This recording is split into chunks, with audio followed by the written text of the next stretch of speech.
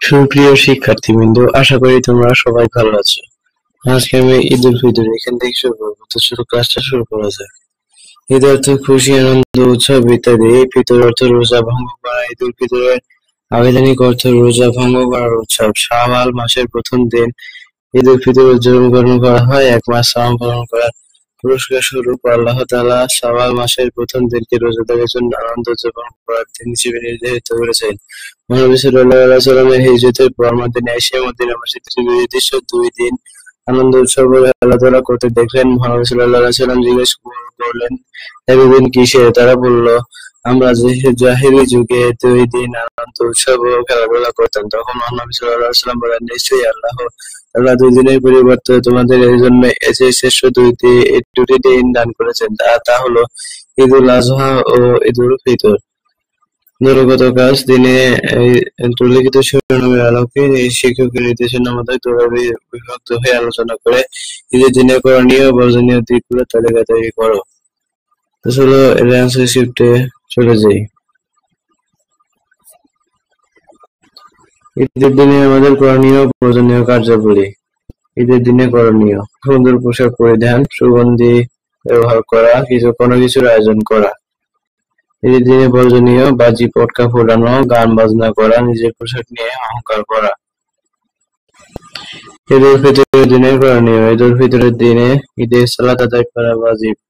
ঈদের সালাত আদায় খোলা ময়দানে বা ঈদগাহে আদায় করা উত্তম। মসজিদে ঈদের সালাত আদায় করা যায়। উৎসব উদযাপনে ইসলাম সাম্য ও ভ্রাতৃত্ববোধকে গুরুত্ব দিয়েছে।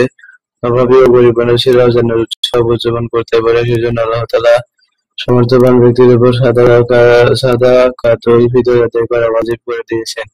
ঈদ উল ফিতরের দিনে ঈদের সালাত আদায়ের পূর্বে সাদাকাতুল ফিতর আদায় করতে হয়। কোনো কারণে আদায় করতে না পারলে পরবর্তীতে আদায় করতে হবে, কিন্তু দেরি করার কারণে এটি সাধারণ দান হিসেবে পরিগণিত হবে। ঈদের দিনে কিছু সুন্নাত আমল নিচে তুলে ধরা হলো।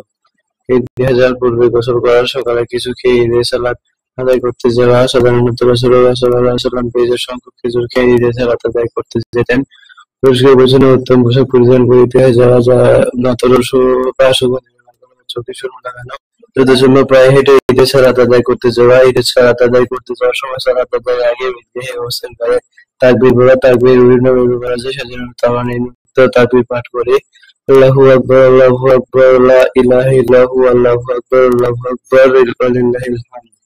উচ্চারণ: আল্লাহু আকবার, আল্লাহু আকবার, লা ইলাহা ইল্লাল্লাহু, আল্লাহু আকবার, আল্লাহু আকবার, আল্লাহু আকবার, ওয়ালিল্লাহিল হামদ। অর্থ: আল্লাহ মহান, আল্লাহ মহান, তিনি ব্যতীত কোনো মাবুদ নেই, আর তিনি মহান, তিনি মহান ও তার জন্য সকল প্রশংসা।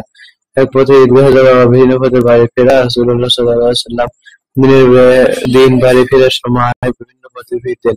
শিশুদের ঈদগাহে নিয়ে যাওয়া: রাসূলুল্লাহ সাল্লাল্লাহু আলাইহি ওয়াসাল্লাম ঈদের সালাত আদায়ের জন্য পরিবারের শিশুদের নিয়ে আসতেন। সালাত শেষে কুর্দুয়া না শুনে চলে আসলে গুনাহগার হতে হবে। পরবর্তীতে আমরা ঈদের আনন্দ উদযাপন এখান থেকে শুরু করবো।